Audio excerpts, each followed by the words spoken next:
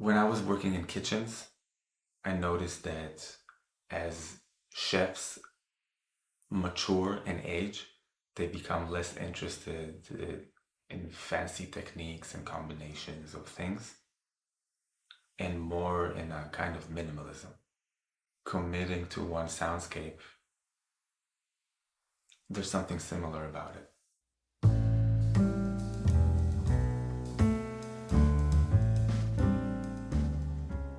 Yom means day or daytime in Hebrew and in Arabic.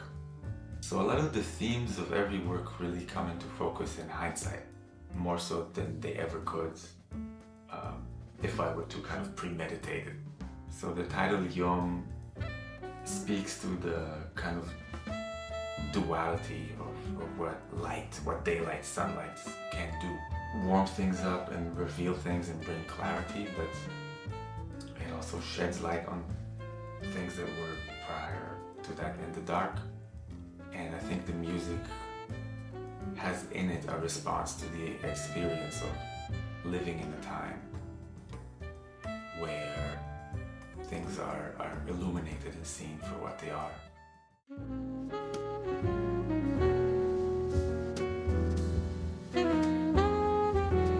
The quartet consists of Godwin Louis, soprano and alto saxophone, impeccable rhythm, encyclopedic knowledge of harmony, amazing composer, consider him one of the most just perfect musicians. Really grateful to have him as a collaborator and a friend. Jeremy Corren on piano, probably my favorite pianist of his generation. The way he plays chords, voice leads, and plays rhythm is unparalleled. I hear him when I write. Savannah Harris on drums. The first thing I noticed about Savannah was just her beat. There's something so vast and grounded and visceral about it. Just an infinite knowledge and curiosity of music beyond genre, beyond style. My favorite drummer, to be able to play time with her is a real gift. We were augmented in spirit, although not in sound, by our coach, Joel Ross, a good friend and collaborator for all of us in various projects. I arrive at every recording session with about 80% of the material ready, and 20% will just take shape in the recording studio.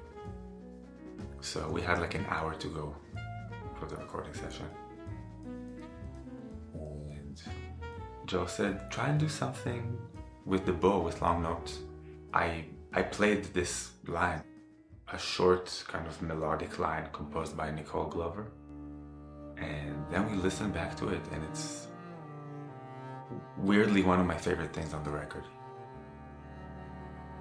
And maybe more interesting than anything I ever would have written if I were to try and compose something for 3 basses.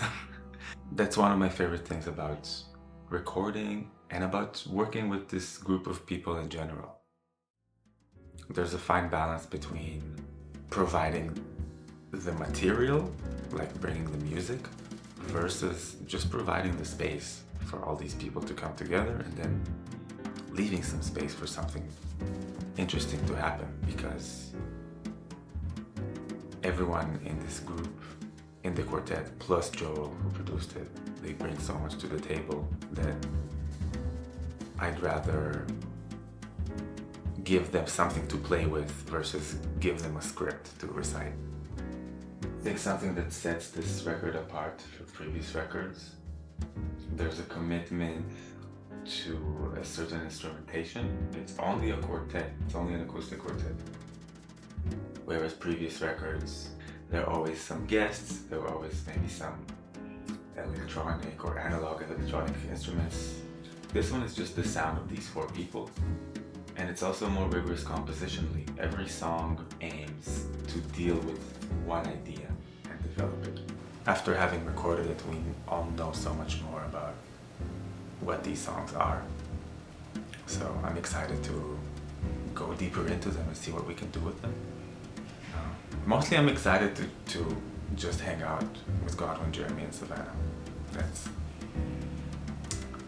That's most of what touring is hanging out with your friends.